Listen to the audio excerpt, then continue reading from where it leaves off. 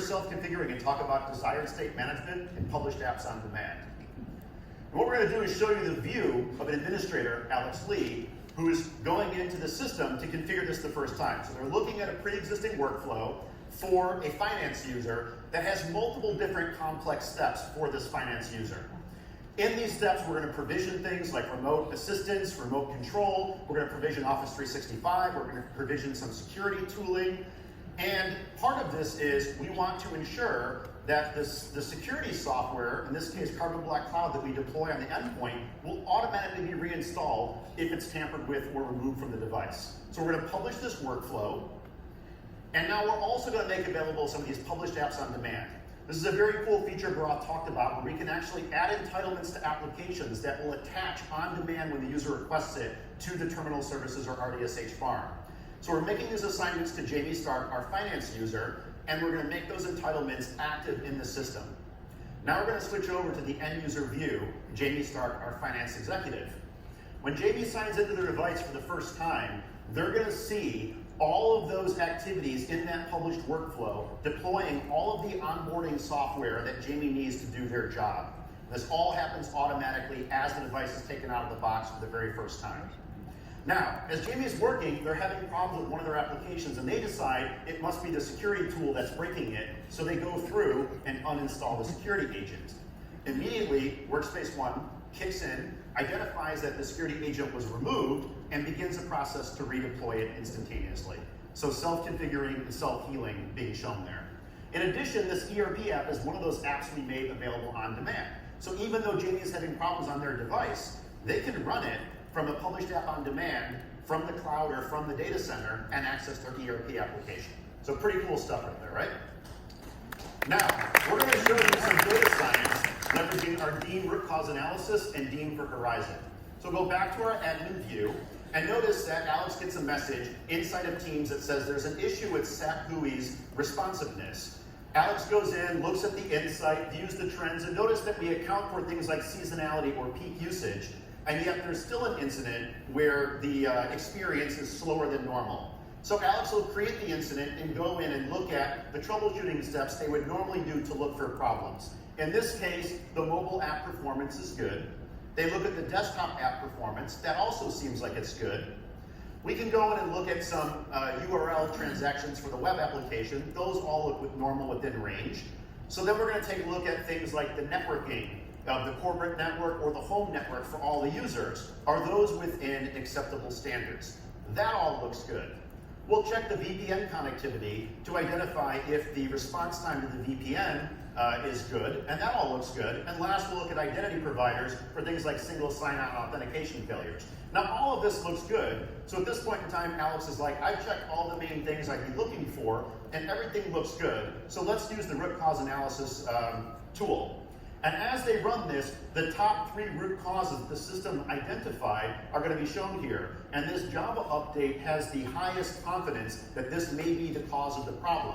So Alex begins communicating with a colleague and finds out that this Java update was pushed by security to solve a security issue, so they can't roll back the Java update. But let's go look at what remediations we might be able to do. Now, these remediations are not only looking at this customer, but thousands of other customers to identify this same problem and what folks did to solve it. And in this case, we find out that there's actually a registry edit that can be made that can solve this UI responsiveness issue.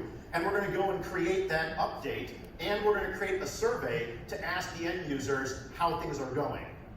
Now, when that gets published, we can go to a monitor dashboard and identify the survey results and the number of problems that were solved and the productivity saved and the survey results for all the end users. So pretty powerful stuff, cutting across thousands of customers and recommending some fixes.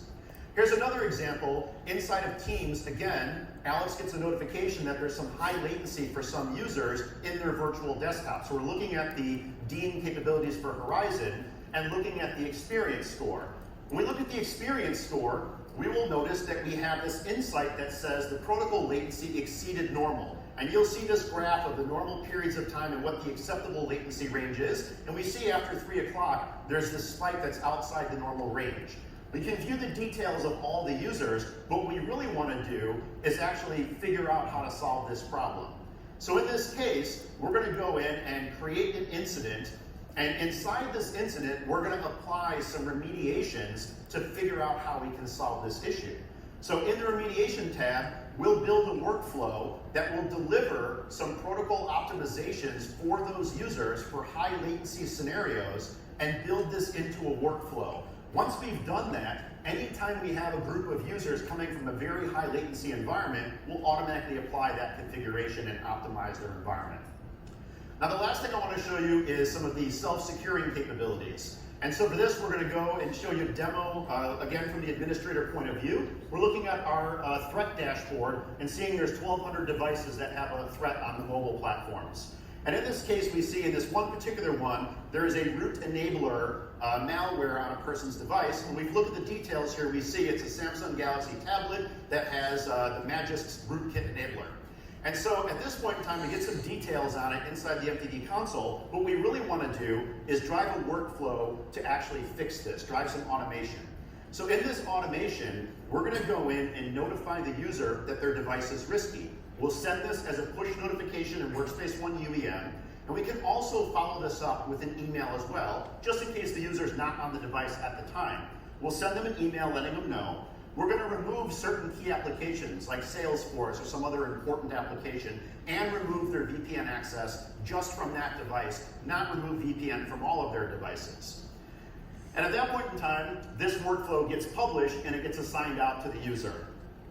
In addition, we're going to build another remediation workflow that's going to reverse all those things when the problem has been remediated by the user. So we're going to put Salesforce back on their device, we're going to put their VPN back, and we're going to notify them that their security issue has been remediated.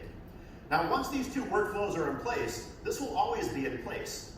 So when our user then gets their device and they have this root enabler on it, you're going to see the end user experience. They get the push notification on their device that says you're a high-risk user, and they can view the threat details here. And also in that workflow, we provisioned a virtual desktop for that user since we took away their Salesforce access natively on the device. So from here, they can launch the Horizon session we provisioned for them to still be productive on a virtual desktop, even though we've taken away their native VPN and native applications on their device. So they can get access back to Salesforce through the virtual desktop.